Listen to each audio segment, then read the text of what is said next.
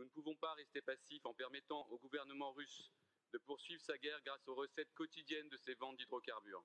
Chaque goutte de pétrole russe consommée, chaque molécule de gaz importée en Europe contribue à financer la machine de guerre de Vladimir Poutine et les bombes que nous voyons tomber sur Mariupol, Kiev, Odessa et tant d'autres villes en Ukraine. Depuis le 24 février, les pays de l'Union européenne ont payé plus de 18 milliards d'euros à la Russie. Nous étudierons et activerons tous les leviers nécessaires à notre disposition pour renforcer notre politique de sobriété énergétique à Paris. La baisse des températures dans les bâtiments et équipements publics, la mobilisation des grandes entreprises parisiennes signataires de la Charte Paris Action Climat pour les engager à agir. Et une grande communication sera lancée auprès du grand public autour de ces enjeux. L'enjeu à très court terme, c'est aussi de protéger les Parisiens et les Parisiennes des conséquences de cette crise énergétique. Les prix qui flambent depuis novembre vont continuer à augmenter.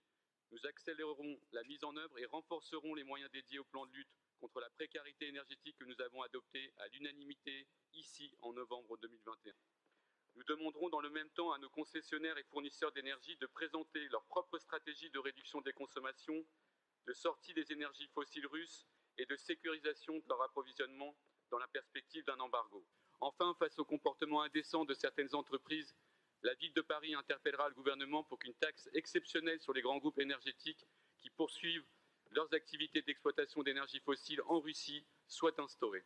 Dans le même sens, il devrait être imposé à ces entreprises de redistribuer les bénéfices illégitimes.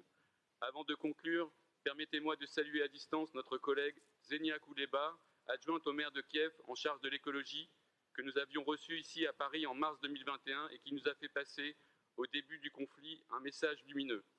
Elle nous a dit « Quand nous aurons gagné la guerre, nous aurons besoin de Paris pour reconstruire Kiev ». Je vous remercie.